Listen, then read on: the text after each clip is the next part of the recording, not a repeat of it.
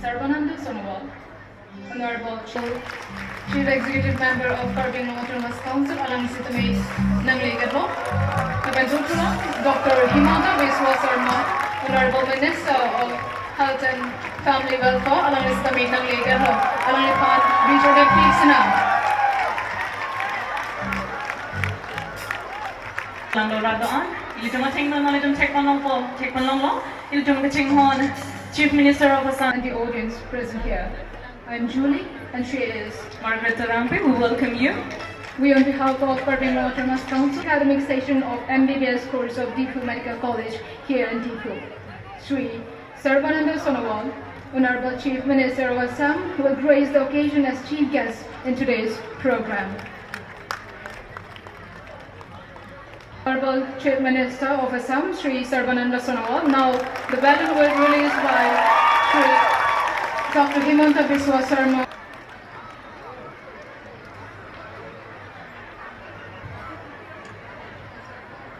Felicitate our Honorable Chief Minister of Assam, Sri Jit Sarbananda Sonowal, with a Karbi jacket, Karbi Achoy, Poho, and a bouquet.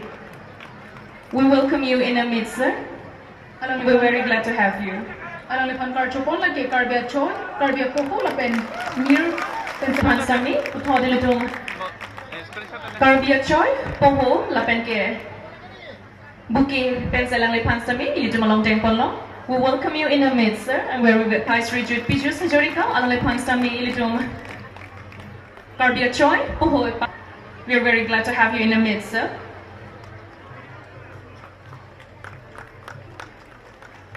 Sumarongham, we welcome you in our midst, sir.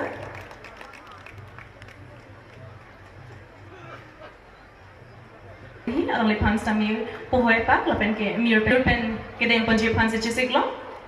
We are very glad to have you in our alang lipan. Putod to lang itum nang strong don atlo. Buki pensi deng ponipo. Man pen kedolo hisarpo. Secretary of the Government of Assam, Health and Family Welfare. I remember it was a Sunday.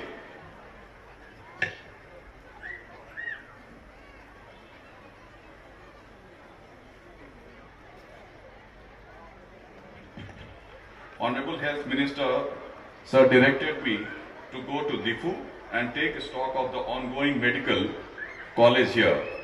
I travelled to this place, and along with me was the then DC of Difu, Karbi Anglong, Sri Mukul Gogoi, and we saw the pitiable condition of the half-constructed building. Lot needed to be done. We needed many resources, the most important being financial resource to carry on with our work. Honorable Health Minister asked me to explore possibilities. A proposal was immediately submitted to Government of India for consideration under the existing schemes, scheme being conversion of district hospital into medical college.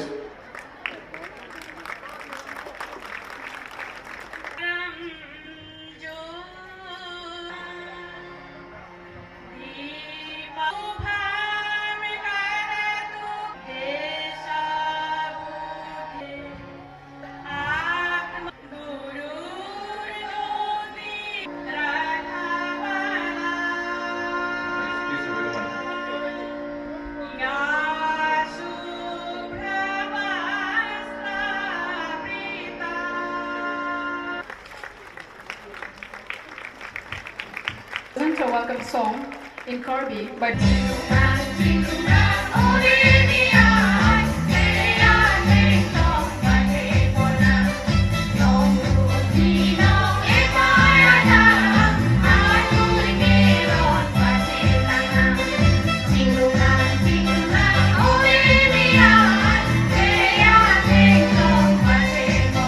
If you are ready, please repeat after me.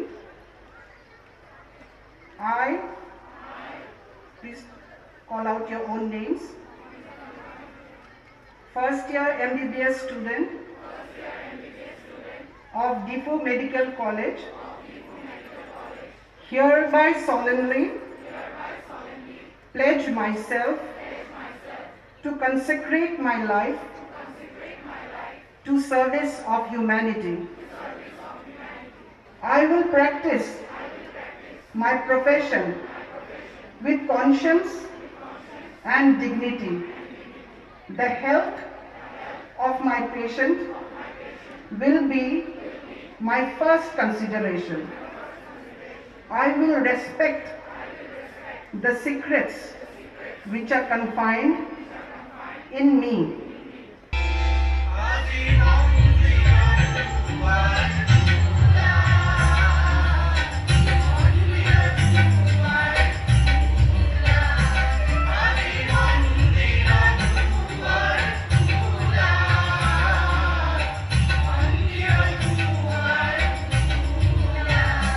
Mukhomantri Sarbananda Sonowala Kehai Bang Somailong Nangasitong Dun Elitum Kaching Hon Jakong Thiu Theparpek Mantri Dr. Himanta Biswa Sarma Ahom Sarkar Minister Piyush Hazarika Kehai Ahom Sarkar Minister Sumronghanga Kehai Karbi Anglong Autonomous Council Chief Executive Member to Ram Hanga Kahai Pendanglok Manpeng Kedodak MLA Kahai Tung EM Kahai to MEC Kahai Tung Lapem Pini Karbi Anglong Atok Anu Pen Kewan Doan Akoteng Jiu to Pandame Keceng Sinili Karbi Ningkan Kimi Akadom Pipajiri Glok Kardom Lasi Aji এই ঐতিহাসিক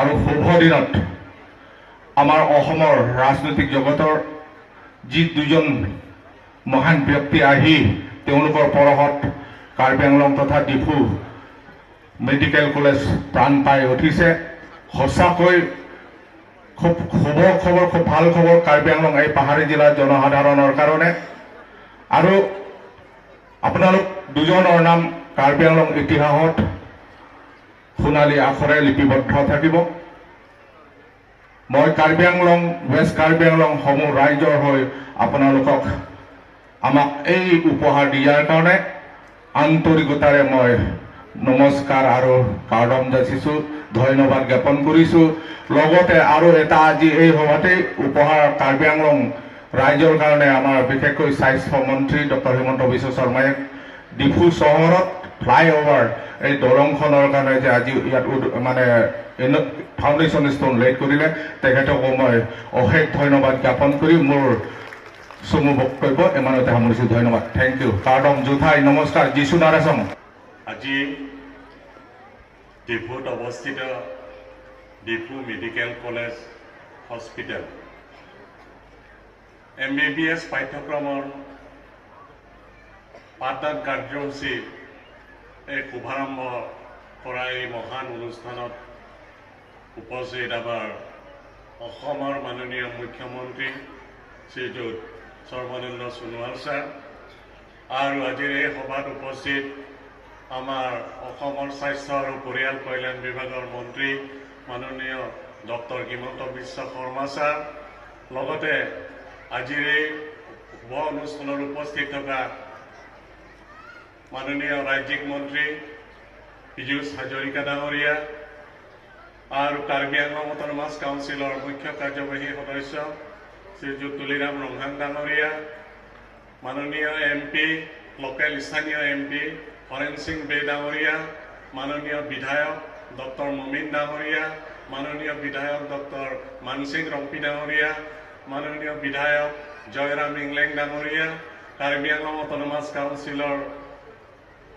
কাৰ্যবাহী সদস্যবৃন্দ আৰু MSC সকল আৰু লগতে আজিৰ এই অনুষ্ঠানত উপস্থিত থকা অফিচাৰসকল আৰু আমাৰ প্ৰিন্সিপাল ডিপু মেডিকেল কলেজৰ পৰা আৰম্ভ কৰি আজি নতুনকৈ ইয়াত পাঠদান আৰম্ভ কৰাৰ বা যোগদান দিয়া 100 ছাত্ৰ ছাত্ৰী 100জনী ছাত্ৰ ছাত্ৰী বৃন্দ আৰু আজি ইয়াত এই সভাত উপস্থিত শ্ৰদ্ধেয় ৰাইজ আজি আমি সঁচাকৈ নথৈ আনন্দিত হৈছোঁ আমাৰ কাৰ্বি আংলংবাসী ৰাইজ কাৰ্বি আংলং ৱেষ্ট কাৰ্বি আংলং আৰু ডিমা হাছাও এই তিনিখন জিলাৰ কাৰণে আমাৰ এই ডিপু মেডিকেল কলেজ আজি আনুষ্ঠানিকভাৱে পাঠদান কাৰ্যসূচী শুভাৰম্ভ কৰাৰ বাবে আমাৰ মাজত আমাৰ অসমৰ মাননীয় মুখ্যমন্ত্ৰী শ্ৰীযুত সৰ্বানন্দ সোণোৱাল ছাৰ আৰু ডক্টৰ হিমন্ত বিশ্ব শৰ্মা ছাৰ আৰু লগতে পীযুষ হাজৰিকা ডাঙৰীয়া তেখেতসকলে ইয়াত উপস্থিত হৈছে আমাৰ ইয়াত কাৰ্বি আংলং বা পাহাৰীয়া জিলাখনত আমাৰ সকলো দিশত আগবঢ়াই লৈ যাবৰ কাৰণে চিন্তা চৰ্চা কৰা এই দুজন ব্যক্তি মহান ব্যক্তিসকলে ইয়াত আমাৰ কাৰ্বি আংলং বিশেষকৈ অনুসূচিত জনজাতিসকলৰ বিশেষকৈ ইয়াৰ উন্নয়নৰ কাৰণে বা সকলোৰে সমদৃষ্টি ৰাখি সকলোকে সমদৃষ্টি ৰাখি ইয়াত এই হস্পিটেল ডিপু মেডিকেল কলেজটো স্থাপন কৰাৰ বাবে বিশেষকৈ ধন্যবাদ আৰু প্ৰশংসনীয় পদক্ষেপ বুলি মই ক'ব বিচাৰোঁ গতিকে মই এটা মাত্ৰ আৰু অনুৰোধ জনাব বিচাৰোঁ আমাৰ মাননীয় মুখ্যমন্ত্ৰী মহোদয় আৰু আমাৰ ডক্টৰ হিমন্ত বিশ্ব শৰ্মা ডাঙৰীয়াক এটা কথাই অনুৰোধ জনাব বিচাৰোঁ যে আমাৰ কাৰ্বি আংলঙত যদিও বা মেডিকেল কলেজ ইয়াত স্থাপন কৰা হৈছে বিশেষকৈ আমাৰ হায়াৰ ছেকেণ্ডেৰীসমূহত ছায়েন্স ষ্ট্ৰীমৰ হায়াৰ ছেকেণ্ডেৰী স্কুল আমাৰ ইয়াত নাই খুব কম গতিকে মেডিকেল কলেজ যিহেতু ইয়াত স্থাপন কৰা হৈছে গতিকে আমাৰ হায়াৰ ছেকেণ্ডেৰী বিশেষকৈ কাৰ্বি আংলং বা এই পাহাৰীয়া জিলাত তিনিখনতে হায়াৰ ছেকেণ্ডেৰী ছায়েন্স ষ্ট্ৰীমটো দিবৰ কাৰণে মই বিশেষভাৱে অনুৰোধ জনাইছোঁ আৰু লগতে শিক্ষা বিভাগৰ কথা আমাৰ কাৰ্বি আংলং অট'নমাছ কাউন্সিল এৰিয়াত বা ডিমা হাছাও এৰিয়াত যেনেকৈ আমাৰ কাৰ্বি লেংগুৱেজ টিচাৰ আৰু কাৰ্বি মিডিয়াম স্কুলসমূহক প্ৰাদেশিকৰণ কৰিবৰ কাৰণে মই এই দুটা কথা অনুনয় বিনিময় কৰিছোঁ যাতে এইখিনি কাম কৰি দিয়ে যায় আৰু মই বেছি দীঘলীয়া বক্তব্য নাৰাখোঁ সকলোলৈকে আন্তৰিক ধন্যবাদ জ্ঞাপন কৰি মোৰ বক্তব্য ইমানতে সামৰিছোঁ ধন্যবাদ নমস্কাৰ কাৰণ Sir Tuliram Ronghan alihin pensi lam thetini than ponikpu. Honorable Dynamic and Energetic Honorable Chief Minister Sarbananda Sonowal, respected Honorable Health Minister, Finance and NEDA Convener Dr. Himanta Biswa Sharma, respected Honorable Minister Sumrong Hang, respected Honorable Minister Piyush Hajarika, Honorable MP, GST Parliamentary Constituency, Horen Singh Bey, Honorable MLAs, Dr. Mansingh Rongpi, Dr. Damul Momin, Joyra Mingleng, my colleagues, Karbi Anglong Autonomous Council, Honorable EM, Honorable MEC, Deputy Speaker Karbi Anglong Autonomous Council, Principal Secretary Samir Singha, MD Lasmanji, Principal Karbi Anglong Autonomous Council, Secretary and Officers, Principal Dipu Medical College, Professor and Lecturer and staff, and my dear students and ladies and gentlemen. Apransi kata hoy banda Karbi ningkan kimi lapen ke ইংৰাজী নিকান কিমিয়া কাৰ্ডম লাপে নমস্কাৰ কাৰ্বি নতুন বছৰ আৰু অসমীয়া ইংৰাজী নতুন বছৰ সকলোলৈ মোৰ ফালৰ পৰা আন্তৰিক কাৰ্ডম নমস্কাৰ যিছুলাৰা সং মিথিলা খুলুম্বাই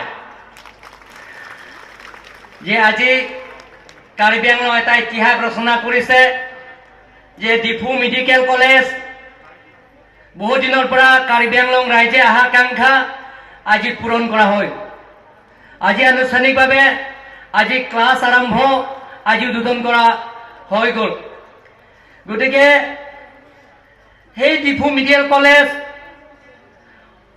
বৰ্তমান অসমৰ স্বাস্থ্যমন্ত্ৰী ডক্টৰ হিমন্ত বিশ্ব শৰ্মা ডাঙৰীয়া তেখেতে সেই ডিফু মেডিকেল কলেজৰ আধাৰশিলা স্থাপন কৰিছে। যেতিয়া ডিফু মেডিকেল কলেজৰ আৰম্ভ হৈছে 1 বছৰৰ পিছত ডিফু মেডিকেল কলেজৰ কাম বন্ধ কৰা হৈ গ'ল। কাৰণ বৰ্তমান স্বাস্থ্যমন্ত্ৰী ডক্টৰ হিমন্ত বিশ্ব শৰ্মা স্বাস্থ্যমন্ত্ৰীৰ পৰা পদত্যাগ কৰাৰ পিছত ডিফু মেডিকেল কলেজৰ কাম বন্ধ হৈ গ'ল।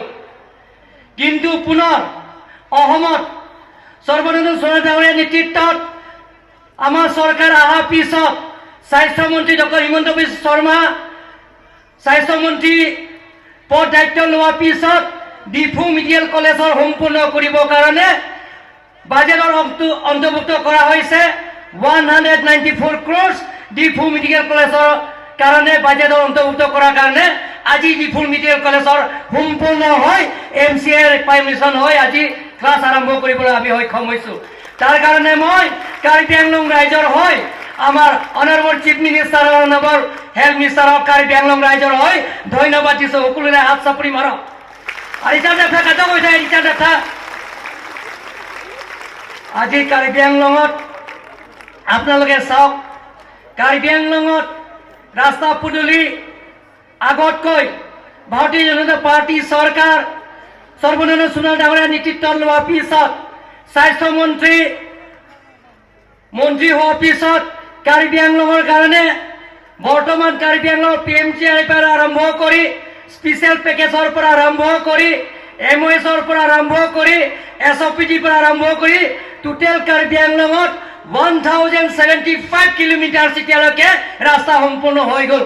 তাৰ কাৰণে মই ধন্যবাদ দিব লাগিব। সন্মানীয় ৰাইজসকল, আমাৰ কাৰ্বি আংলং এতিয়া ইতিহাস ৰচনা কৰিছে। বৰ্তমান আমাৰ স্বাস্থ্যমন্ত্ৰীৰ পৰা ফাইনেন্স মিনিষ্টাৰৰ পৰা মই এটা লেটাৰ পেড লিখি লৈ আৰু চিফ মিনিষ্টাৰৰ পৰা লেটাৰ পেড লিখি মই নীতিন গাডকাৰী তাত আমাৰ সাংসদ MP ডাঙৰীয়া মই লগ কৰিব গৈছোঁ যে কাৰ্বি আংলঙত ফুল লাইন ৰাস্তা লাগে, দবকা আৰু ডিমাপুৰলৈকে সেই ৰাস্তা লাগে বুলি আমি দাবী কৰি আহিছোঁ। লগে লগে নীতিন গাডকাৰীয়ে কৈছে যে পেটত লিখিছে প্লিজ ডু ইট আৰ্জেণ্টলি বুলি কৈছে তেখেতে চিফ ইঞ্জিনিয়াৰ। এতিয়া ডিমাপুৰ টু দবকালৈকে ফুল লাইন ৰাস্তা আৰম্ভ কৰা হৈ গ'ল। এতিয়া কাম চলি আছে। তাৰ কাৰণে মই তেখেতসকলক ধন্যবাদ দিব লাগিব। সন্মানীয় ৰাইজসকল, কাৰ্বি আংলঙত 26টা সমষ্টিত সমান্তৰাল হিচাপে স্পৰ্টছ কালচাৰ আগুৱাই নিয়াৰ স্বাৰ্থত স্পেচিয়েল পেকেজ ফাইনেন্স মিনিষ্টাৰৰ জৰিয়তে প্ৰত্যেক MEC সমষ্টিত 10 কোটি আঁচনি আমি কাৰ্বি আংলং অট'নমাছ কাউন্সিলৰ পৰা লোৱা হৈছে। এটা স্পৰ্টছ কমপ্লেক্সৰ নামত auditorium hall, indoor stadium, open stage, gallery 10 কোটি কৰি কাৰ্বি আংলঙৰ 26টা সমষ্টিত 260 crore আমাৰ Karbi Anglong autonomous council finance minister আৰু চিফ মিনিষ্টাৰে স্পেচিয়েল পেকেজৰ জৰিয়তে দিয়া হৈছে। তাৰ কাৰণে মই ধন্যবাদ দিব লাগিব।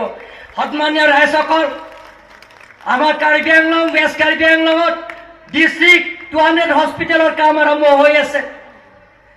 ইষ্ট কাৰ্বি আংলঙত 200 বেডেড চিভিল হস্পিটেলৰ কাম আৰম্ভ হৈছে আৰু ৱেষ্ট কাৰ্বি আংলং আপোনালোকে জানে ডাইট কলেজৰ টেণ্ডাৰ কৰা হৈছে, কামবিলাক আৰম্ভ হৈ আছে। এনেধৰণৰ কাৰ্বি আংলঙৰ বহুতো পৰিৱৰ্তন আপোনালোকে দেখা পাইছে। সেই 3টা বছৰত টিম কাৰ্বি আংলঙত অনাৰেবল চিফ মিনিষ্টাৰ আৰু ফাইনেন্স মিনিষ্টাৰৰ আশীৰ্বাদ আৰু কাৰ্বি আংলঙৰ ৰাইজৰ সহযোগিতাত কাৰ্বি আংলং পৰিৱৰ্তন আপোনালোকে দেখা পাইছে। সন্মানীয় ৰাইজ, এতিয়া আজি আধাৰশিলা স্থাপন কৰিছে। মই ফাইনেন্স মিনিষ্টাৰক ধন্যবাদ দিব লাগে।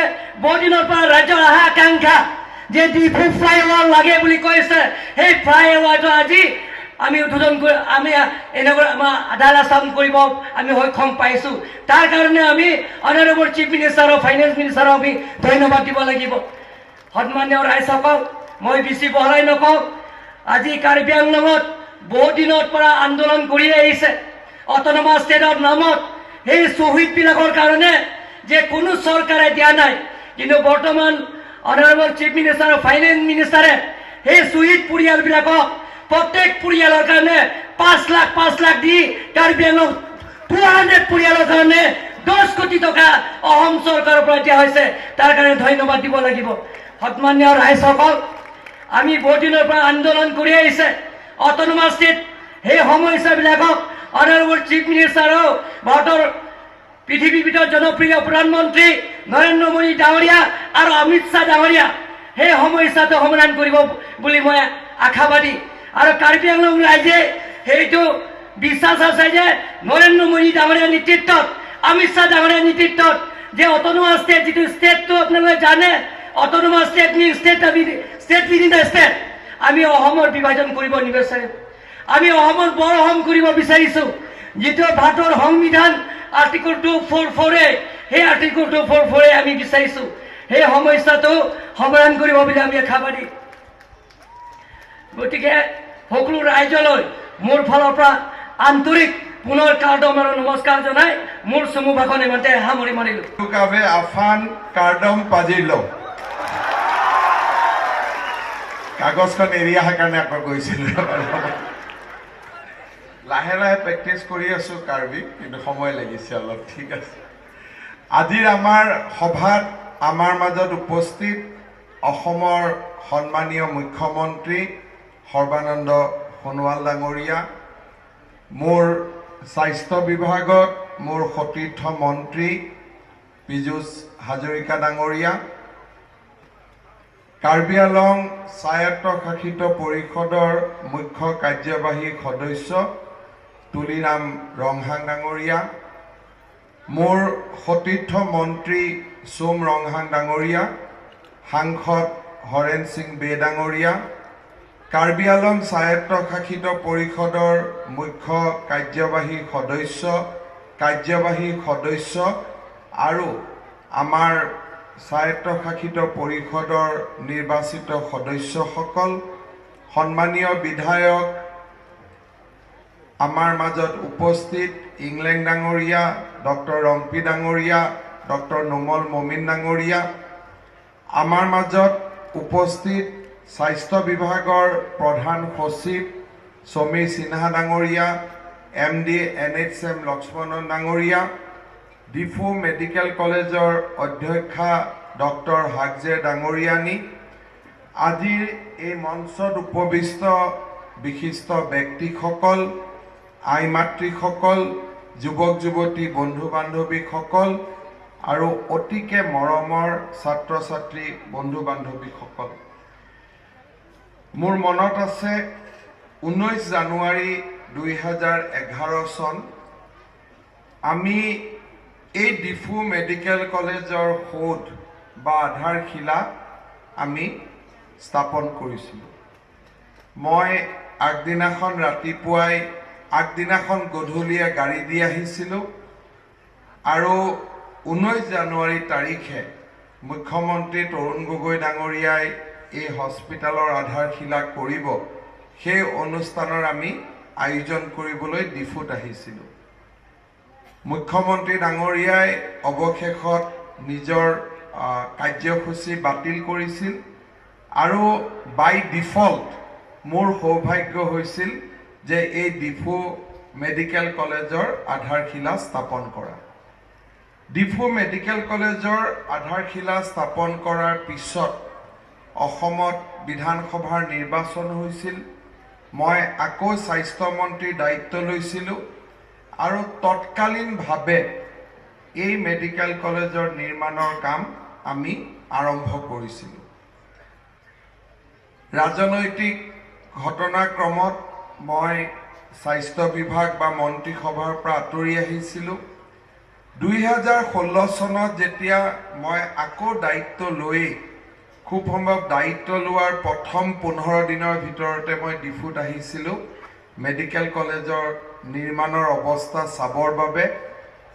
এক প্ৰকাৰ আমাৰ গোটেই প্ৰকল্পটো এবাণ্ডন হৈ গৈছিল, অৰ্থাৎ ইয়াত গছ গছনি, লেবাৰৰ পৰিমাণ নাই, বিল্ডিংবিলাক আধান বনোৱা, এক প্ৰকাৰ গোটেই ব্যৱস্থাটো পৰিত্যাগ কৰি দিয়া হৈছিল আৰু এটা ধাৰণা আছিল যে ডিফুত আৰু মেডিকেল কলেজ নহ'ব।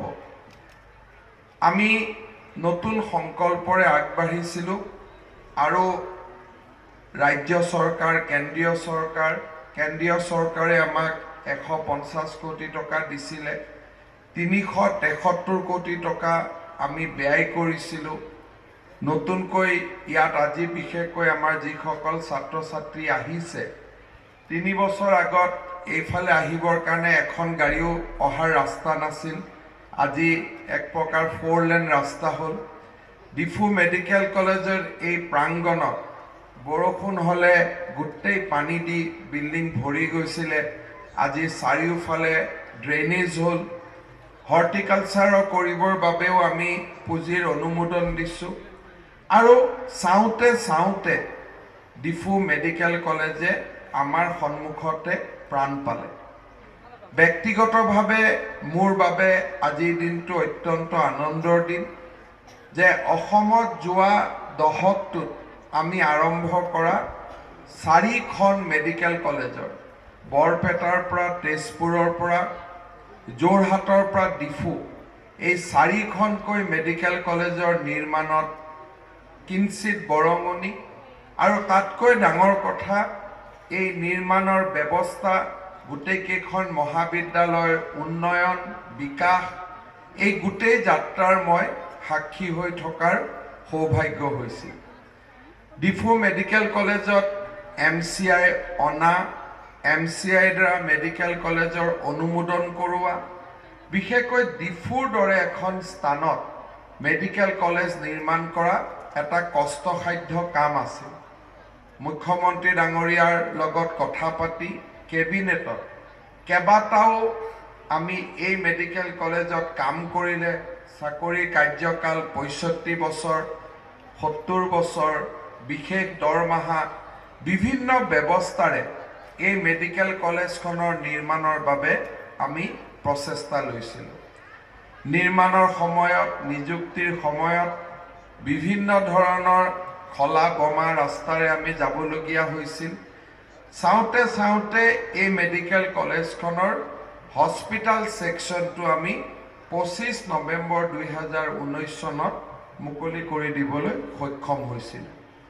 আজি এনে এটা দিন আহিলে যে 100 জনকৈ নতুন ছাত্ৰ ছাত্ৰীক নামভৰ্তি কৰাৰ সুবিধাৰে আজি আমি এই ডিফু মেডিকেল কলেজখন অসমবাসী ৰাইজৰ সেৱাৰ বাবে, বিশেষকৈ মোৰ অতিকে মৰমৰ কাৰ্বি পাহাৰৰ ৰাইজৰ বাবে উৎসৰ্গা কৰিবলৈ আমি সক্ষম হৈছোঁ। নেদেখাজনক মই কৃতজ্ঞতা জনাইছোঁ যে নেদেখাজনৰ আশীৰ্বাদ অবিহনে ডিফুৰ দৰে এটা অঞ্চলত এখন চিকিৎসা মহাবিদ্যালয় নিৰ্মাণ কৰা একেবাৰে সম্ভৱ নাছিলে।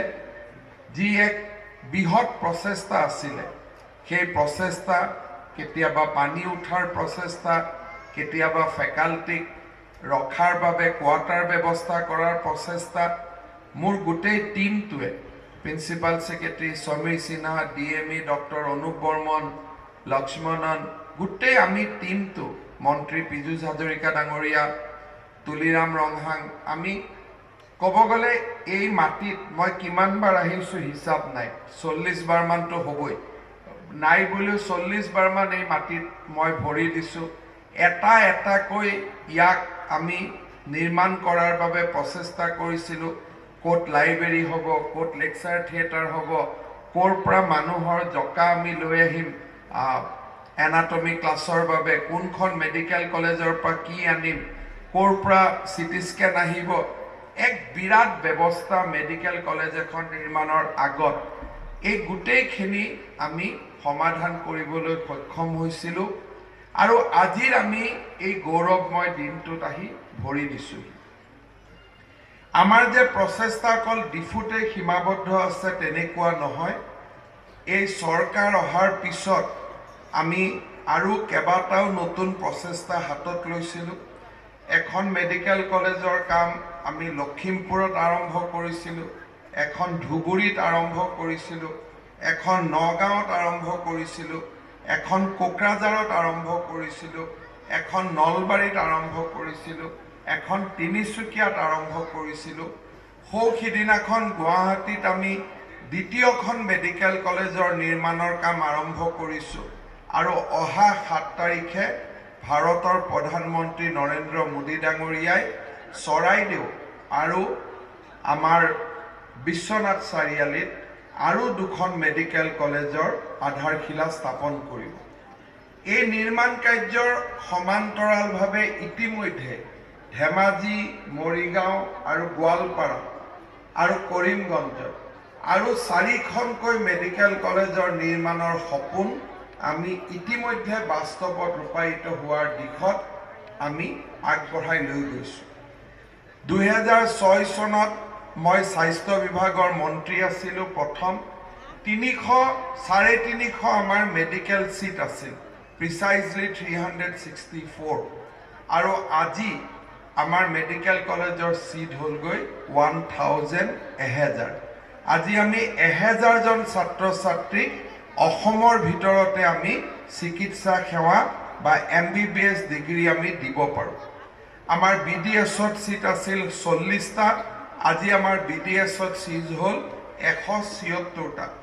পোষ্ট গ্ৰেজুৱেট সিট আছিল 386 2016ত, আজি আমাৰ হ'লগৈ 711। পেৰামেডিকেলত আমাৰ সিট আছিল 332, আজি আমি পালোগৈ 817।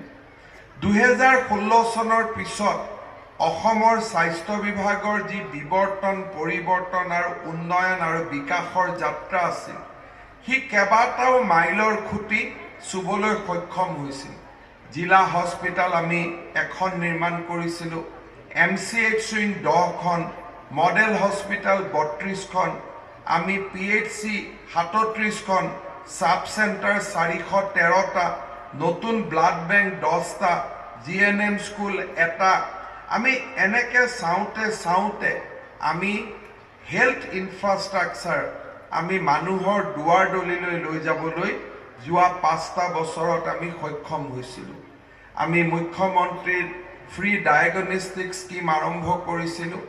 5,19,000 ব্যক্তিক আমি বিনামূলীয়া CT স্কেন কৰাৰ সুবিধা দিছিলোঁ। 15 লাখ ব্যক্তিক আমি বিনামূলীয়া এক্সৰে কৰিছোঁ যোৱা 5টা বছৰ, আৰু 35 লাখ ব্যক্তিৰ আমি টেষ্ট পৰীক্ষা কৰিছোঁ সম্পূৰ্ণ বিনামূলীয়াকৈ।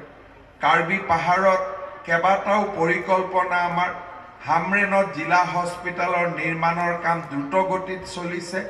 বোকাজান জিলা হস্পিটালৰ নিৰ্মাণৰ কাম কালি পৰহি অহা এসপ্তাহৰ ভিতৰত আৰম্ভ হ'ব। এই ধৰণে আমি আমাৰ কাৰ্যপন্থাক আগুৱাই লৈ গৈছোঁ। আজি আমাৰ হস্পিটালত, চিকিৎসালয়ত ফ্ৰী কিডনি ডায়েলিচিছৰ দৰে কাম আমি কৰিব পাৰিছোঁ। এই মুহূৰ্তলৈকে 87,362 গৰাকী ব্যক্তিৰ আমি বিনামূলীয়া কিডনি ডায়েলিচিছ বা হিম'ডায়েলিচিছ কৰিছোঁ।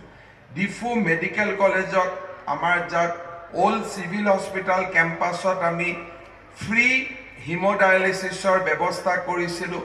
724জন ৰোগী উপকৃত হৈছে। মোবাইল মেডিকেল সেৱা আমি আৰম্ভ কৰিছিলোঁ 2016 চনৰ পিছত। 55 লাখ ব্যক্তিৰ জীৱনক আমি স্পৰ্শ কৰিব পাৰিছিলোঁ। আমি কাৰ্বি পাহাৰতে 2,31,000জন ব্যক্তিক আমি এই মোবাইল মেডিকেল সেৱাৰে উপকৃত কৰিব পাৰিছিলোঁ। চাহ বাগিচাৰ মাতৃক গৰ্ভৱতীৰ সময়ত যাতে তেওঁলোকে সুস্বাস্থ্য অধিকাৰী হৈ থাকিব পাৰে, তাৰ বাবে আমি 47,713 গৰাকী আই মাতৃক আমি 12,000 টকাকৈ গৰ্ভৰ সময়ত আমি আগবঢ়াবলৈ সক্ষম হৈছিলোঁ। অটল অমৃত অভিযানৰ দৰে অদ্ভুত আৰ্তজনৰ কাষত, দুখীয়াজনৰ কাষত থিয় হোৱা আমি আঁচনি আৰম্ভ কৰিছিলোঁ।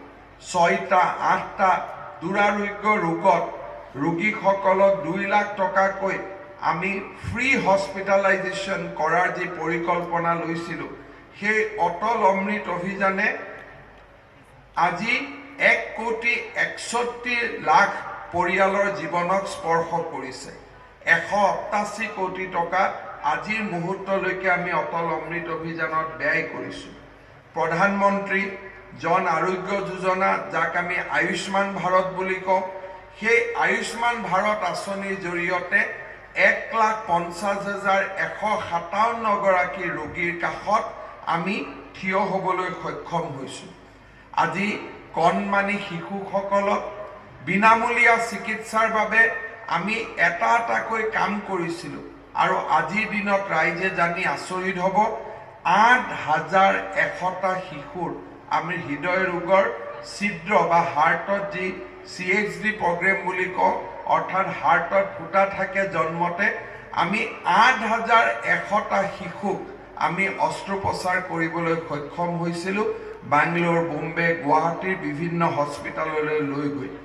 বন মেৰু transplant, liver transplant, organ transplant আদি বিভিন্ন ৰোগত আমি আক্ৰান্ত হৈ থকা শিশুসকলক আমি বিনামূলীয়া চিকিৎসাৰ ব্যৱস্থা কৰি দিব পাৰিছিলোঁ। চেৰিবেল প্লাষ্টি ৰোগত আক্ৰান্ত হৈ থকা পৰিয়ালৰ বাবে আমি প্ৰায় 560টা শিশুক ইতিমধ্যে আমি চিনাক্ত কৰি তেওঁলোকক আমি বিভিন্ন ধৰণে সহায় কৰাৰ কামত আমি যত্নবান হৈ আছোঁ। কোভিডৰ সময়ত অসমৰ স্বাস্থ্য বিভাগে উন্নয়ন, আৰ্তজন আৰু দৰিদ্ৰজনৰ শিখৰত থিয় হোৱা এটা মানৱতাৰ অদ্ভুত অভিলেখ স্থাপন কৰিবলৈ সক্ষম হ'ল।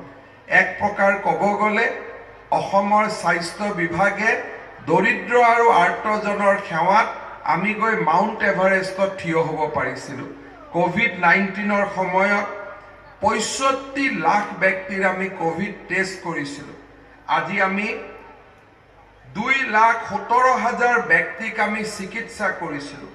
আজি আমি 99% ব্যক্তিক সুস্থ কৰি আমি ঘৰলৈ উভতাই পঠাব পাৰিছোঁ। ভাৰতবৰ্ষৰ স্বাস্থ্যৰ আজি গোটেই এই যাত্ৰাত অসমে COVID-19ৰ সময়ত যি ধৰণে দৰিদ্ৰ আৰু আৰ্তজনৰ কাষত থিয় হ'ল, সি এক বহু দিনলৈ আমাৰ জাতীয় জীৱনৰ এক সোণালী অধ্যায় হিচাপে লিপিবদ্ধ হৈ থাকিব। কোভিডৰ সময়ত দেশৰ বিভিন্ন স্থানত আবদ্ধ হৈ থকা 3,89,000 ব্যক্তিৰ ওচৰত আমি থিয় হৈছিলোঁ আৰু 155 কোটি টকাৰ আমি তেওঁলোকক সহায় কৰিবলৈ সক্ষম হৈছিলোঁ। আমি বিভিন্ন ধৰণে কোভিডৰ সময়ত ৰাইজৰ কাষত থিয় হৈ আমি অসমৰ মানুহৰ মাজত আস্থা আৰু বিশ্বাসৰ এক নতুন পৰিৱেশ নিৰ্মাণ কৰিবলৈ সক্ষম হৈছিলোঁ। মোৰ দৃষ্টিত 2016 চনৰ পৰা 2021-2020 চনৰ এই বৰ্ষকেইটা আছিল আমাৰ সোণালী যাত্ৰাৰ এক নতুন ইতিহাস। আজি আমি সন্মুখত যি ছাত্ৰ ছাত্ৰীসকল দেখিছোঁ, মই যোৰহাট মেডিকেল কলেজ স্থাপন হোৱাৰ দিনাখন ছাত্ৰ ছাত্ৰীসকলক যেতিয়া প্ৰথম পাইছিলোঁ, মোৰ মনত আছে তেতিয়া মই কৈছিলোঁ যে আজি আমাৰ ইয়াত যিমান ছাত্ৰ ছাত্ৰী আহে মধ্যবিত্ত আৰু নিম্ন মধ্যবিত্ত পৰিয়ালৰ, যদি আজি অসমত এই নতুন মেডিকেল কলেজবিলাক স্থাপন নহ'লহেঁতেন, এওঁলোকে চিকিৎসক হোৱাৰ সপোন কোনোবা দিনতে নিজৰ ঘৰৰ দুৱাৰমুখত চাৰিবেৰৰ মাজত শেষ হৈ গ'লহেঁতেন। কাৰণ এওঁলোকৰ পিতৃ মাতৃ এনেকুৱা নাছিল যাক বাংগালোৰ বা মাদ্ৰাছ বা চাউথৰ ষ্টেটত গৈ 1 কোটি টকাৰ কেপিটেশ্যন ফিজেৰে আমি তেওঁলোকক চিকিৎসক কৰাব পাৰোঁ। আজি চৰকাৰী চিকিৎসা মহাবিদ্যালয়সমূহত মধ্যবিত্ত আৰু নিম্ন মধ্যবিত্ত শ্ৰেণীৰ পৰিয়ালে আজি চিকিৎসক হোৱাৰ সপোন, অসমৰ নতুন প্ৰজন্মই চিকিৎসক হোৱাৰ সপোন বাস্তৱত ৰূপায়ণ কৰিব পাৰিছে। যেতিয়া কিছুমান ব্যক্তিয়ে চিকিৎসা মহাবিদ্যালয় স্থাপনক সমালোচনা কৰে, তেতিয়া মই তেওঁলোকক আহ্বান কৰোঁ যে আপোনালোকে আহি মহাবিদ্যালয়ৰ চৌহদত থকা আমাৰ ছাত্ৰ ছাত্ৰীসকলক আপোনালোকে নিজে চাই যাওক। যদি এই মেডিকেল কলেজ নহ'লহেঁতেন, এই 700 ছাত্ৰ ছাত্ৰীৰ ভৱিষ্যত কেতিয়াও এই ধৰণে আজিৰ দৰে সুন্দৰ আৰু সৰ্বাংগীন নহ'লহেঁতেন। আজি এই মেডিকেল কলেজ কেইখন যদি নাথাকিলেহেঁতেন, অসমে COVID-19ৰ সময়ত দুখীয়াজনক সহায় কৰিব নোৱাৰিলেহেঁতেন। আজি যদি এই মেডিকেল কলেজ কেইখন নাথাকিলেহেঁতেন, অসমৰ দৰিদ্ৰ আৰু আৰ্তজনে আজি চৰকাৰী চিকিৎসা সেৱা লাভ কৰিব নোৱাৰিলেহেঁতেন। আজি অসমত এইমছ স্থাপন হ'ল। আজি আমি অসমত চিকিৎসা সেৱাৰ উত্তৰণৰ যাত্ৰাত এটাৰ পিছত এটাকৈ আমি নতুন অভিলেখ স্থাপন কৰিছোঁ। আজি দিনটো আমাৰ বাবে অত্যন্ত আনন্দৰ দিন। অসমৰ কোনোবা মানুহে উপলব্ধি কৰিব পাৰে নে নোৱাৰে মই নাজানো। 1983 চনত কাৰ্বি পাহাৰত মই আহিছিলোঁ। তেতিয়া ডিফু লোকসভা সমষ্টিৰ নিৰ্বাচন আছিল। আমি তাক অবৈধ নিৰ্বাচন বুলি কৈছিলোঁ। ডক্টৰ ভূপেন হাজৰিকাৰ লগত মই প্ৰথমবাৰ 1983 চনত কাৰ্বি পাহাৰত আহিছিলোঁ নিৰ্বাচন বন্ধ কৰাৰ বাবে। সেই দিনটোৰ কাৰ্বি পাহাৰ আৰু আজি কাৰ্বি পাহাৰ মোৰ জীৱন কালতে ইয়াৰ যিটো পৰিৱৰ্তন হ'ল আৰু যি চমক লগা পৰিৱৰ্তন হ'ল, এই পৰিৱৰ্তনত ডিফু মেডিকেল কলেজখনে এক নতুন মাত্ৰা কঢ়িয়াই লৈ আহিছে। যোৱা 5টা বছৰত আমাৰ চৰকাৰৰ কাৰ্যকালত কাৰ্বি পাহাৰে নতুন প্ৰাণ পালে। হামৰেনত জিলা চিকিৎসালয়, বোকাজানত নতুন চিকিৎসালয়, যাতায়াতৰ ব্যৱস্থাত ইয়াক উন্নয়ন কৰাৰ ক্ষেত্ৰত আজি আমি নতুনকৈ মাইলৰ খুঁটিসমূহ স্থাপন কৰিবলৈ সক্ষম হৈছোঁ। বৈঠালাংচুৰ পৰা, হামৰেনৰ পৰা, বোকাজানৰ পৰা আজি এনেকুৱা এটা অঞ্চল নাই, এনেকুৱা এখন গাঁও নাই য'ত নেকি উন্নয়ন আৰু বিকাশৰ পোহৰ আমি দেখা নাই। আজি কাৰ্বি আলঙত এটাৰ পিছত এটাকৈ নতুন অনুষ্ঠানবিলাক স্থাপন হৈছে। আজি আমাৰ ইচ্ছা যে এই ডিফু মেডিকেল কলেজ স্থাপন হোৱাৰ লগে লগে অনাগত 5টা বছৰত আমি এখন সুন্দৰ পাহাৰৰ জিলাৰ বাবে ষ্টেট ইউনিভাৰ্চিটিও আমি এই কাৰ্বি পাহাৰত স্থাপন কৰাৰ দিশত আমি ইতিমধ্যে দ্ৰুতগতিত আগবাঢ়ি গৈছোঁ। আজি কাৰ্বি পাহাৰৰ চাৰিওফালে যিটো বিকাশ, এই বিকাশে আমাক গৌৰৱান্বিত কৰে। ডিফু চহৰৰ যি ইনফ্ৰাষ্ট্ৰাকচাৰ, সি আজি অসমৰ যিকোনো চহৰৰ লগত ফেৰ মাৰিব পৰা হ'ল। তুলিৰাম ৰংহাং ডাঙৰীয়াৰ নেতৃত্বত যোৱা 3-4টা বছৰত কাৰ্বি আলঙত যি দ্ৰুতগতিত বিকাশ হৈছে, সেই বিকাশ যোৰহাট, নগাঁও, ডিব্ৰুগড়তকৈ বহুত বেছি আগত এই বিকাশৰ যাত্ৰাই নতুন মাইলৰ খুঁটি স্থাপন কৰিবলৈ সক্ষম হৈছে। আজি ডিফু চহৰৰ যি ৰাস্তা, সেই ৰাস্তা মই বাকী আন জিলাত গ'লে তাত দেখা নাপাওঁ। আজি ডিফু অসমৰ পিছপৰা চহৰ নহয়, ডিফু অসমৰ অগ্ৰগামী চহৰবিলাকৰ মাজত এখন হিচাপে আজি দেখা দিছে। ৰাজ্য চৰকাৰৰ নগৰ উন্নয়ন বিভাগে এই ডিফুৰ উন্নয়নৰ বাবে CIDF আঁচনিত আমি আৰু 100 কোটি টকা মঞ্জুৰি কৰিছোঁ। তাৰে কিছু আঁচনি আজি মুখ্যমন্ত্ৰী ডাঙৰীয়াই আধাৰশিলা স্থাপন কৰিছে। ডিফুৰ ফ্লাইঅভাৰৰ বাবে ৰাজ্য চৰকাৰৰ লোক নিৰ্মাণ বিভাগে 105 কোটি টকা মঞ্জুৰ কৰিছে, যাতে ইয়াত আমি উৰণীয়া সেতু নিৰ্মাণ কৰিব পাৰোঁ। আজি কাৰ্বি পাহাৰে উন্নয়ন আৰু বিকাশৰ এক নতুন জয়যাত্ৰাত ভৰি দিছে। মই আজি মেডিকেল কলেজত নতুনকৈ পঢ়িব অহা ছাত্ৰ ছাত্ৰীসকলক অনুৰোধ কৰিম, কেইদিনমান আগতে আলোচনা কৰোঁতে মই কৈছিলোঁ যে ছাত্ৰ ছাত্ৰীসকলক মিটিঙৰ দিনাখন কাৰ্বি ড্ৰেছত থাকিব ক'ব লাগে, কাৰণ আমি এই ডিফুত পঢ়িম আৰু এই পাহাৰখনক আমি নিজৰ এটা বিদ্যাভূমি হিচাপে, ইয়াৰ পৰাই আমি জীৱনৰ নতুন এটা ইতিহাস ৰচনা কৰিব গৈ আছোঁ। মেডিকেলত ভৰ্তি হোৱা, চিকিৎসা বিজ্ঞানৰ ছাত্ৰ ছাত্ৰী হোৱা ইমান সৰু কথা নহয়, জীৱনৰ এক অনন্য কীৰ্তিস্তম্ভ। আৰু এই শিক্ষা আমি পাম এই ডিফুৰ মাটিৰ পৰা। ইয়াৰ সংস্কৃতিৰ লগত আমি বিলীন হ'ব লাগিব, ইয়াৰ সংস্কৃতিক আমি আঁকোৱালি ল'ব লাগিব। আৰু আমাৰ কাৰ্বি পাহাৰত বছৰি 100জনকৈ ল'ৰা ছোৱালী আহি কাৰ্বি পাহাৰৰ যি সংস্কৃতিক তেওঁলোকে আদৰি ল'ব, সিয়ে পাহাৰ আৰু ভৈয়ামৰ মাজত এক নতুন সমন্বয়ৰ সাঁকো ৰচনা কৰিব। এই ছাত্ৰ ছাত্ৰীসকলক মই আহ্বান জনাম যে এই মেডিকেল কলেজক নিজৰ কৰ্মভূমি বুলি গ্ৰহণ কৰিব লাগে। যেতিয়া চাওঁতে ফাইনেল MBBS পাম, তেতিয়ালৈকে এই জিলাখনক নিজৰ বুলি ভাবিব লাগে, নিজৰ ইয়াৰ সংস্কৃতিক আপোন কৰি ল'ব লাগে। পাহাৰে যেতিয়া ভৈয়ামৰ সংস্কৃতিক আঁকোৱালি ল'ব, ভৈয়ামে যেতিয়া পাহাৰৰ সংস্কৃতিক আঁকোৱালি ল'ব তেতিয়াই অসমখন আমাৰ বৰ অসমত পৰিণত হ'ব। সেই উদ্দেশ্য আগত ৰাখি আমি আগুৱাই যাম। পুনৰ এবাৰ আমাৰ জীৱনৰ এই সোণোৱালী দিনটোত মই ছাত্ৰ ছাত্ৰীসকলক অভিনন্দন জনাইছোঁ। মুখ্যমন্ত্ৰী ডাঙৰীয়াই যথেষ্ট কাম এৰি এই ডিফুত আহি আমাৰ লগত আজি এই সুন্দৰ দিনটোত আমাৰ লগত জড়িত হোৱাৰ বাবে তেখেতক মই অন্তৰৰ পৰা কৃতজ্ঞতা জনাইছোঁ। এই মেডিকেল কলেজখন নিৰ্মাণৰ আঁৰত বহুত ব্যক্তিৰ আশাসুধীয়া প্ৰচেষ্টা আছিল। শিলচৰৰ পৰা হাজেৰ বাইদেউ ইয়াত আহি এই মেডিকেল কলেজখনৰ দায়িত্ব ল'লে। এই মেডিকেল কলেজখনত চালুকীয়া অৱস্থাতে আমি কোভিড-19 পৰীক্ষাৰ বাবে লেবো প্ৰতিষ্ঠা কৰিবলৈ সক্ষম হৈছিলোঁ। আমাৰ লেব প্ৰতিষ্ঠা কৰা ইমান সহজ নাছিল, কিন্তু এই ডিফু মেডিকেল কলেজে প্ৰসৱৰ আগতেই তেওঁলোকে বহুত ডাঙৰ ডাঙৰ প্ৰত্যাহ্বান গ্ৰহণ কৰিবলৈ সক্ষম হৈছিল। কাৰ্বি আলঙত সুন্দৰ কেঞ্চাৰ হস্পিটেল এখনো আমি নিৰ্মাণ কৰি আছোঁ। অহা বছৰ অৰ্থাৎ অহা বছৰ নহয় 2021 চনৰ ডিচেম্বৰ মাহৰ ভিতৰত কেঞ্চাৰ হস্পিটেলখনো পূৰ্ণাংগ হৈ উঠিব। আৰু মই ভাবোঁ যে আমাৰ কাৰ্বি পাহাৰৰ জয়যাত্ৰা অনাগত দিনবিলাকত অব্যাহত থাকিব। পুনৰ এবাৰ কাৰ্বি আলঙৰ ৰাইজক আজিৰ এই মহান দিনটোত, সোণোৱালী দিনটোত, জাতীয় জীৱনৰ এই গুৰুত্বপূৰ্ণ দিনটোত মোৰ অন্তৰৰ গভীৰতম কোণৰ পৰা অভিনন্দন আৰু কৃতজ্ঞতা জনাই মই মোৰ বক্তব্যৰ সামৰণি মাৰিছোঁ। ধন্যবাদ। জয় হিন্দ, বন্দে মাতৰম। কাৰ্ডম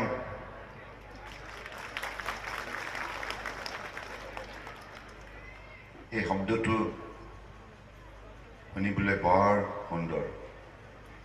কাৰ্ডম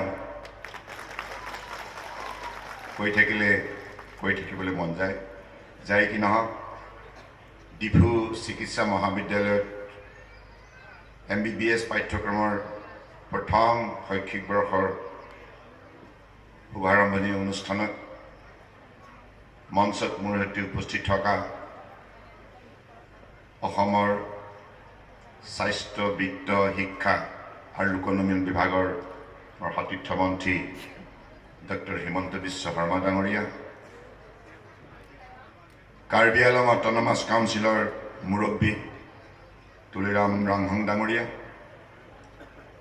অসম চৰকাৰৰ পাৰ্বত্য উন্নয়ন বিভাগৰ মোৰ সতীৰ্থ মন্ত্ৰী চুম ৰাংহং ডাঙৰীয়া, নগৰ উন্নয়ন আৰু স্বাস্থ্য বিভাগৰ ৰাজ্যিক মন্ত্ৰী পীযুষ হাজৰিকা ডাঙৰীয়া, ডিফু সংসদীয় সমষ্টিৰ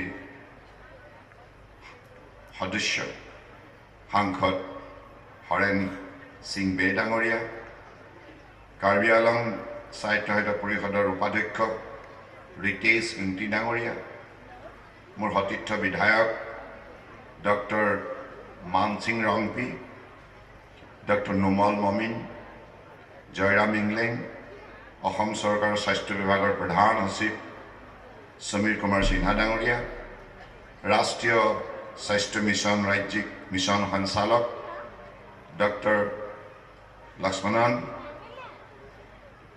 director medical education doctor Anup Kumar Barman ডাঙৰীয়া, ডিফু চিকিৎসা মহাবিদ্যালয় মাননীয় অধ্যক্ষা শ্ৰদ্ধা ডক্টৰ সুমিত্ৰা হেগজাৰ ডাঙৰীয়ানী, কাৰ্বি আলং সাহিত্য পৰিষদৰ EM সকল, MSc সকল আৰু সমবেত পৰম শ্ৰদ্ধা ৰাইজ আৰু সাংবাদিক বন্ধুসকল, আৰু আজি প্ৰথম পাঠ্যক্ৰমত অংশগ্ৰহণ কৰা মোৰ মৰমৰ ছাত্ৰ ছাত্ৰীসকল,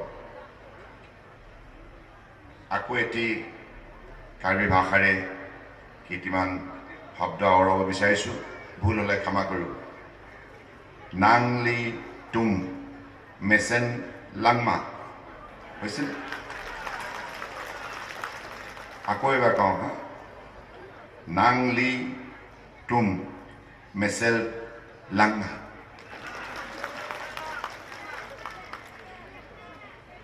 অসমৰ বৰাক ব্ৰহ্মপুত্ৰ পাহাৰ ভৈয়াম, এইখন সুন্দৰ অসম, বৰ অসম।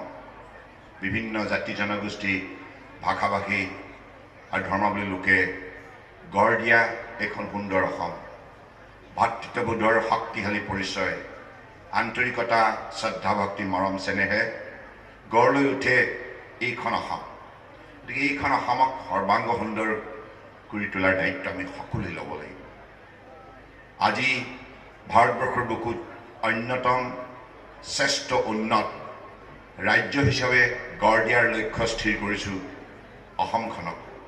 গতিকে উঠি অহা প্ৰজন্মই এই কামবিলাক সাৰ্থক কৰি তুলিব লগা হ'লে কঠোৰ পৰিশ্ৰম কৰিব লাগিব, অধ্যয়নত গভীৰভাৱে মগ্ন হ'ব লাগিব। অধ্যয়নৰ অবিহনে কোনো ব্যক্তিয়ে শিক্ষা বুটলিব নোৱাৰে, জ্ঞান আহৰণ কৰিব নোৱাৰে, আৰু জ্ঞানী নহ'লে, গুণী নহ'লে মানুহে জীৱনৰ শক্তিশালী ব্যক্তিত্বৰ অধিকাৰী হ'ব নোৱাৰে। আজি মোৰ ভাল লাগিছে 1951 চনতে ভাৰতবৰ্ষৰ মানচিত্ৰত জিলা হিচাপে আত্মপ্ৰকাশ কৰা এইখন কাৰ্বি আংলং জিলা।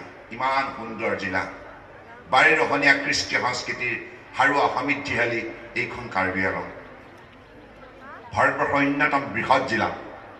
গতিকে এইখন জিলাই আজি একবিংশ শতিকাত প্ৰাণ পাই উঠিছে। বিশেষকৈ 2016 চনৰ পৰা এতিয়ালৈকে বিজেপি নেতৃত্বাধীন মিত্ৰজোঁটৰ অসম চৰকাৰখনে যি দৃঢ়তাৰে, যি নিষ্ঠাৰে অসমৰ প্ৰতিটো অঞ্চল উন্নয়নৰ দিশত আগুৱাই নিয়াৰ প্ৰয়াস কৰিছে, ইয়াৰ ফলশ্ৰুতিত আজি এই পাহাৰীয়া কাৰ্বি আংলং জিলাখন অসমৰ বুকুত জাকত জিলিকা জিলা হিচাপে পৰিগণিত হোৱাৰ পথত।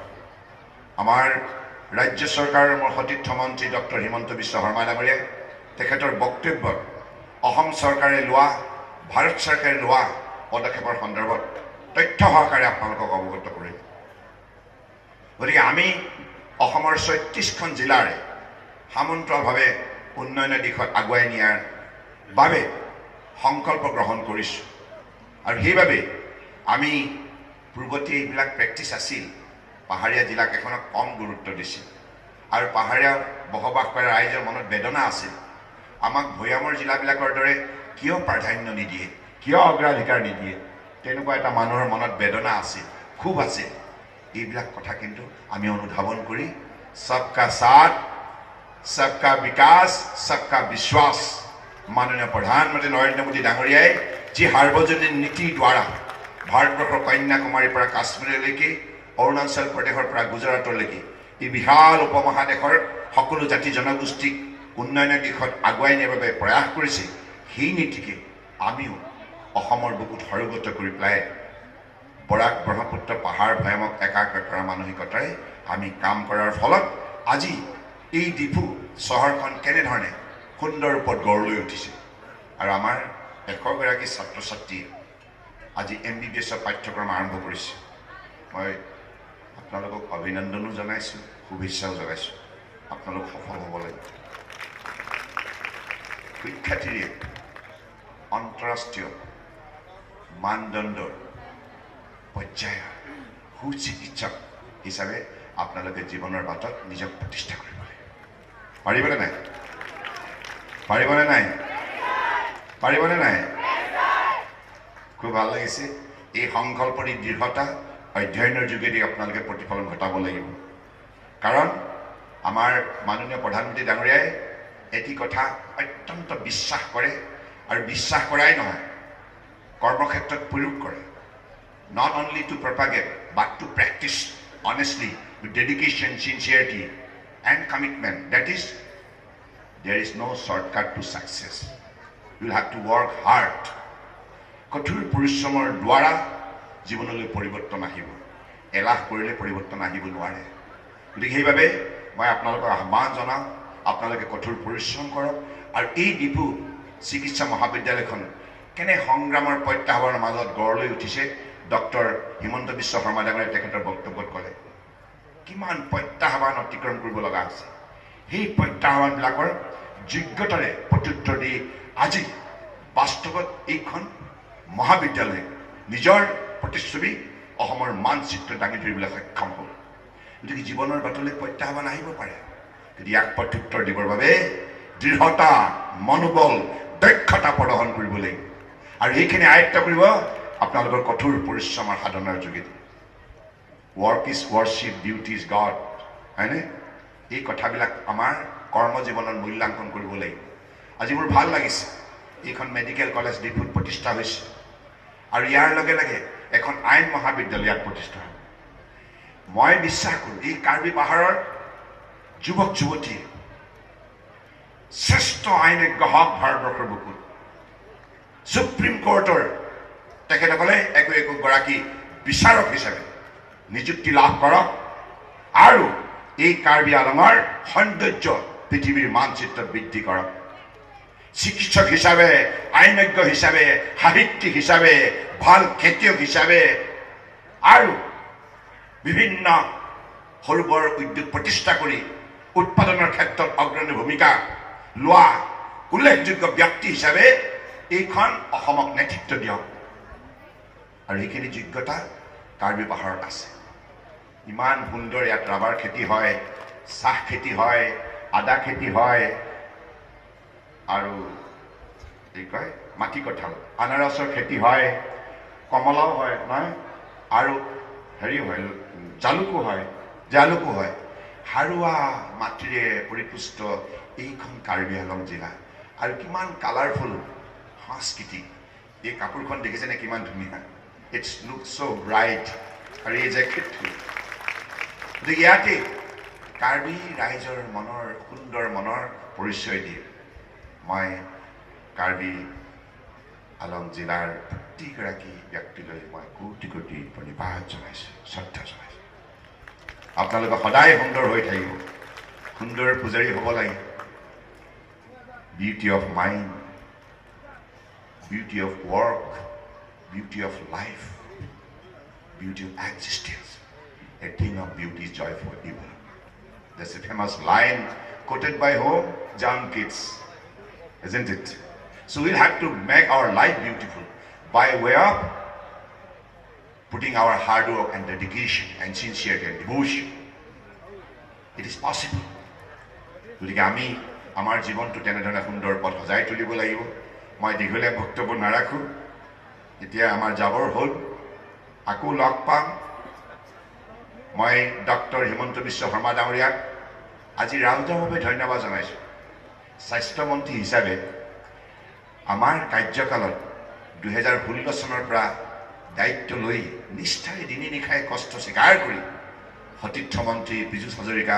আৰু তেখেতৰ সৈতে কাম কৰা সকলো চৰকাৰী বিষয়া কৰ্মচাৰীক লগত লৈ টিম আছাম মানসিকতাৰে যিমান সুন্দৰ কাম কৰিছে তাৰ বাবে তেওঁ নিশ্চিতভাৱে ধন্যবাদৰ পাত্ৰ কৃতজ্ঞতাৰ পাত্ৰ COVID-19 বিৰুদ্ধে যিখন যুঁজ দিলোঁ সেই যুঁজতো কিমান দক্ষতাৰে দিনে নিশাই উজাগৰে থাকি কঠোৰ পৰিশ্ৰম কৰি অসমৰ জনগণক ৰক্ষা কৰাৰ স্বাৰ্থত যিখিনি কষ্ট স্বীকাৰ কৰিলে তাৰ বাবে নিশ্চিতভাৱে তেখেত ধন্যবাদৰ পাত্ৰ পীযুষ হাজৰিকাৰ ধন্যবাদৰ পাত্ৰ আৰু সকলো স্বাস্থ্য বিভাগৰ সৈতে জড়িত বিষয়া কৰ্মচাৰীসকল ধন্যবাদৰ পাত্ৰ আজি কাৰ্বি আংলং জিলালৈ শান্তি ঘূৰি আহিছে মোক খন্তেক আগতে তুলিৰাম ৰাঘাৰে কৈছে এইবাৰ ৰিপাব্লিক ডেত কোনো বন্ধ নাই চৌদিশে শান্তি শান্তি শান্তি শান্তি উৎসৱ মুখৰ বাতাবৰণ মই তুলিৰাম ৰাঘাক বিশেষভাৱে ধন্যবাদ জনাইছোঁ মোৰ সতীৰ্থ বিধায়কসকল এই কাৰ্বি আংলং ডিমা হাছাওৰ আৰু সাংসদ সকলোকে ধন্যবাদ জনাইছোঁ EM সকলক ধন্যবাদ জনাইছোঁ MXক ধন্যবাদ জনাইছোঁ কাৰণ আপোনালোকে সকলোৱে ৰাইজৰ স্বাৰ্থত সততাই নিষ্ঠাৰে কাম কৰাৰ বাবে আজি কাৰ্বি আংলঙৰ সকলো জাতি জনগোষ্ঠী সন্তুষ্ট আনন্দিত আৰু সেইকাৰণে সকলোৱে বিচাৰিছে শান্তি শান্তিৰ লগে লগে সম্ভৱ হয় প্ৰগতি শান্তিৰ অবিহনে মানুহে কেতিয়াও প্ৰগতি আশা কৰিব নোৱাৰে গতিকে চৌদিশে আজি তাৰিখত শান্তি বিৰাজমান কাৰ্বি ভামুৰিত সমগ্ৰ অসমত আৰু ইয়াৰ বাবে আমি দুগৰাকী মহান নেতাক কৃতজ্ঞতা জনাবই লাগিব ভাৰতবৰ্ষৰ মাননীয় প্ৰধানমন্ত্ৰী আদৰ্শবাদী নেতা নৰেন্দ্ৰ মোদী ডাঙৰীয়া আৰু আমাৰ অত্যন্ত দক্ষ কেন্দ্ৰীয় গৃহমন্ত্ৰী অমিত শ্বাহ ডাঙৰীয়া দুয়োগৰাকী বলিষ্ঠ পদক্ষেপত আজি সমগ্ৰ অসমতে শান্তি ঘূৰি আহিছে সমগ্ৰ উত্তৰ পূৰ্বাঞ্চলতে শান্তি ঘূৰি আহিছে গতিকে মই আজি এই পৰিস্থিতিৰ বাবে দুয়োগৰাকী পৰম শ্ৰদ্ধাৰ নেতালৈ মই আন্তৰিক অসমৰ ৰাইজৰ হৈ কৃতজ্ঞতা জ্ঞাপন কৰিছোঁ আৰু মই বিশ্বাস ৰাখিছোঁ যে আগন্তুক দিনত আমাৰ উঠি অহা ছাত্ৰ ছাত্ৰীসকলে অধ্যয়নৰ ক্ষেত্ৰত অধিক মনোনিৱেশ কৰিব কাৰণ আজি যুগটো প্ৰতিযোগিতা we are now landing in the age of competition stiff competition now we'll have to compete with the best of the best but in that competition we'll have to prove we are the best we are the best we are the best so this is the zeal and this is the encouragement this is the talent this is the ability this is the confidence you will have to generate within yourself let us develop the glazing personality imposing personality commanding personality and the personality of acceptability personality of credibility so this personality now you are aiming for to build up in your career wish you all the best good luck সকলোকে পুনৰ কুৰ Wangko. Huh? Kurbanko. Is it okay? Kurbanko. Ba bhul hole beya na babadi. Moi homadane koisu aru tuliar mate moi guide korise. Bhul hole abla dhoribo. Jai ki no or bhal lagil aru moi অপেক্ষা গ্ৰাহীক ধন্যবাদ জনাইছো আমাৰ doctor Sumitra হেগজাৰ আৰু আপোনালোক যিমান সংখ্যক ইয়াত শিক্ষক শিক্ষয়িত্ৰী আছে নাৰ্ছেছ আছে লেবৰেটৰী টেকনিচিয়ান আছে আৰু যিমান চাফাই কৰ্মী আছে মেডিকেল কলেজৰ মই সকলোকে আন্তৰিকতাৰে শুভেচ্ছা জ্ঞাপন কৰিছোঁ আৰু আজি আমাৰ কাৰ্বি আমাৰ কৃষ্টি দলটোৱে বা বিভিন্ন জনগোষ্ঠীৰ অসমীয়া বিহু বা আদিবাসী বা গুৰ্খা বা আমাৰ বেংগলী সম্প্ৰদায়ৰ জনগোষ্ঠী আৰু কিমান কিমান আছিল ৰেংমা নাগা সকলোৱে ডিমা হাছাও তিৱা সকলোৱে মিলি আমাক যেনেধৰণে স্বাগতম জনালে মোক আৰু ডক্টৰ হিমন্ত বিশ্ব শৰ্মা পীযুষ হাজৰিকা আমাক সকলোকে যিখিনি মৰম দিলে তাৰ বাবে মই প্ৰতিটো সাংস্কৃতিক দলক আন্তৰিকতাৰে শ্ৰদ্ধা আৰু কৃতজ্ঞতা জ্ঞাপন কৰি সকলোৰে শ্ৰীচৰণত গভীৰ শ্ৰদ্ধা জনাই মোৰ বক্তব্য সামৰিলোঁ ধন্যবাদ জয় আই অসম জয় Hind On account of paucity of time, I would like to keep the vote of thanks very short. So I have the privilege and the honor to thank our Honorable Chief Minister Sir, Sri Sarbananda Sonowal, for coming here and inaugurating the first session of MBBS course of the new session and making it not only memorable but a historic one. Along with him, I thank each and everyone present here on the dais and on the audience, in the audience, who have been gracious enough to grace the occasion. And last but not the least, but most importantly, my dear student friends have made it for because of you, all the people have come to watch your function. Thank you all. Kardon.